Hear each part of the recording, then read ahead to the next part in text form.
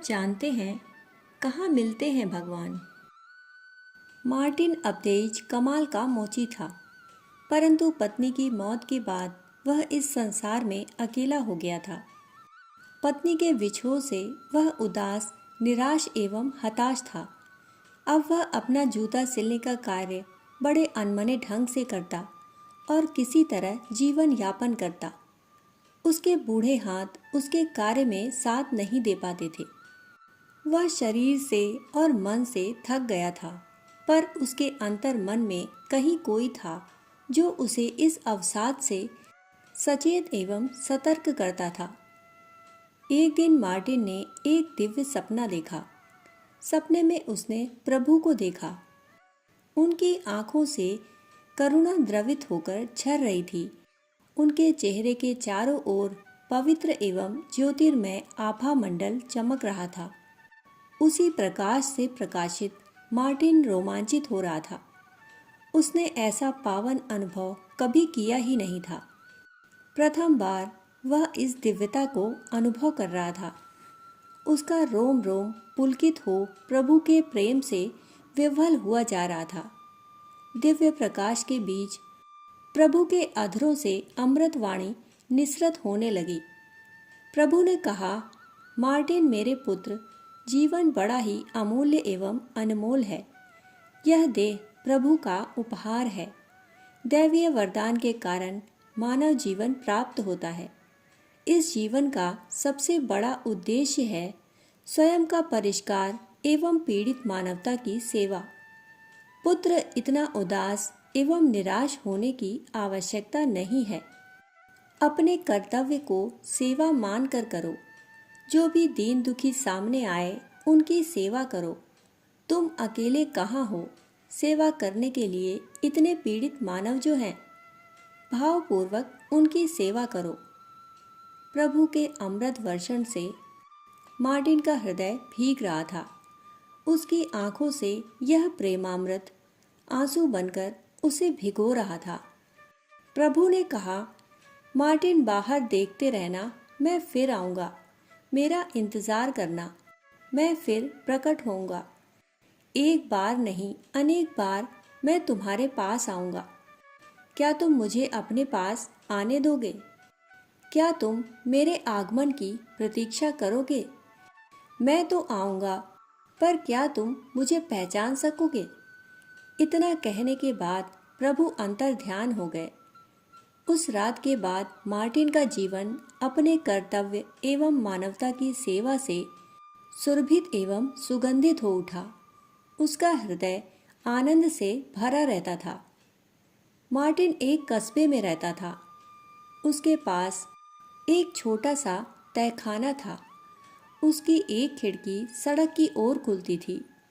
उसमें से वह उन लोगों के पाँव को देख पाता था जो उधर से गुजरते थे। बहुत से लोगों को वह उनके जूतों से पहचान जाता, क्योंकि उसने कभी उनकी मरम्मत की थी। काम उसके पास अच्छा रहता था, क्योंकि वह कारीगरी में कुशल था। वह उम्दा सामान लगाता था और दाम भी कम लेता था। मार्टिन पौ फटने से पहले ही उठ जाता और अपने काम में लग जाता। एक दिन उसने भोजन तैयार किया और ऐसे किसी व्यक्ति का इंतजार करने लगा जिसे वह भोजन दे सके, और ऐसा सोचकर वह हर आने जाने वाले को देखने लगा। पहले एक दरबान गुजरा, फिर उधर से भिश्ती निकला। कुछ देर बाद एक बूढ़ा आया। बूढ़ा ठंड से ठिठुर रहा था और उसे देखकर ऐसा लगा कि उसे भूख भी पर्याप्त लगी थी। मार्टिन ने उसे प्यार से पुकारा और कहा, आओ अंदर आ जाओ।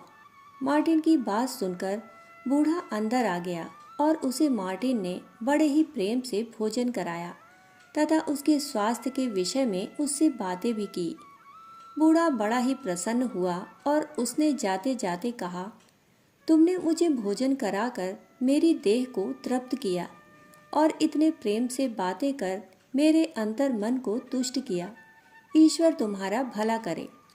यह कहकर वह बूढ़ा चला गया और मार्टिन पुनः जूता सीने लगा। इस बार जब उसने खिड़की से बाहर देखा तो अवाक रह गया। इतनी भीषण ठंड में एक माँ अपने बच्चे को गोद में चिपकाए वहां आश्रय पाने का प्रयास कर रही थी। मार्टिन उसको अंदर ले आया और उसके सामने रोटी और सूप परोसा। खाओ बिटिया और अपने बच्चे को भी खिलाओ। इसे अपना ही घर समझो। खाते खाते वह स्त्री बोली, मैं एक अभागी औरत हूँ। मेरे पति एक सैनिक हैं और 8 महीने से हमसे दूर हैं। जो पैसे थे खत्म हो गए। कोई काम भी नहीं मिलता। जो कुछ था पेट पालने के लिए बेचना पड़ा। कल मैंने अपनी आखिरी शॉल भी गिरवी रख दी। उस महिला की बात सुनकर मार्टिन एक पुराना लबादा लेकर आया और बोला, यह लो, इससे बच्चे को ठंड से बचाना। कुछ पैसे भी लो और गिरवी रखी शॉल को छुड़ा लेना। फिर वह उसे बाहर तक छोड़ने गया। उस स्त्री की आंखों में कृतज्ञता से आंसू टपक पड़े और उसने कहा, बाबा ईश्वर आपका भला करे। मार्टिन को इस सेवा कार्य में अपार संतोष मिला, पर वह भूला नहीं था कि प्रभु उसके घर आंगन में पधारेंगे। उसने सुन रखा था कि भगवान दरवाजे पर हल्की सी दस्तक देते हैं, जबकि शैतान दरवाज़ा खुलने तक दरवाज़ा पीटता है। प्रभु आकर चले न जाएं, इसलिए जब भी खिड़की पर कोई परछाई पड़ती वह उठकर देखता कि कौन गुजर रहा है। थोड़ी देर बाद मार्टिन ने देखा कि एक बुढ़िया टोकरी में सेब बेच रही थी। जैसे ही उसने अपनी टोकरी एक जगह रखी, फटी पुरानी टोपी पहने एक लड़का सरपट दौड़ता आया और सेब उठाकर भागने लगा। लेकिन बुढ़िया ने लड़के के बालों को पकड़ लिया। लड़का चीखने चिल्लाने लगा। बुढ़िया उसे डंडे से मारने लगी। मार्टिन दौड़कर गली में पहुंचा। बुढ़िया उसे मारे जा रही थी और उसे पुलिस के हवाले करने की धमकी दे रही थी। मार्टिन ने बुढ़िया से कहा, इसे छोड़ दो, इसे वह सेब दे दो और इसके पैसे ले लो। लड़का भूखा था। उसने सेब लिया और खा लिया। बुढ़िया ने कहा, इस लड़के को कोड़े लगाने चाहिए। मार्टिन बोला, अगर एक सेब चुराने के लिए कोड़े लगने चाहिए तो हमें अपने गंभीर गुनाहों एवं अपराधों के लिए कैसी सज़ा मिलनी चाहिए। प्रभु हमें क्षमा करना सिखाते हैं। क्षमा उदार हृदय का परिचय है। बुढ़िया ने यह सुना तो वह वहाँ से चली गई। मार्टिन रात में सोचने लगा कि प्रभु उससे मिलने क्यों नहीं आए, कि तभी एक ज्योति पुरुष के रूप में प्रभु उसके सम्मुख प्रकट हुए और उससे बोले, पुत्र मार्टिन, मैं आज कई बार तुम्हारे पास आया। पहले बूढ़े के रूप में आया जिसे तुमने भोजन कराया। फिर मैं उस महिला एवं बच्चे के रूप में प्रकट हुआ और तुम्हारे पास आया। भले ही तुमने मुझे पहचाना नहीं, परंतु तुमने मेरा ध्यान वैसे ही रखा जैसे तुम मुझे पहचानने पर रखते। तुम मुझे आगे भी उसी रूप में पहचानना। मैं भूखा था और तुमने मुझे भोजन कराया। मैं प्यासा था और तुमने मुझे जल पिलाया। मैं परदेसी था और तुमने मुझे अपनाया। इतना कहकर प्रभु अदृश्य हो गए। मार्टिन समझ गया कि भगवान सचमुच अनेक रूपों में आते हैं और हर रूप में उनका स्वागत करना चाहिए, जो स्वयं उसने किया था। दोस्तों, कहानी सुनने के लिए आप सभी का बहुत बहुत आभार। फिर मिलते हैं ऐसी ही कहानी के साथ। तब तक के लिए धन्यवाद।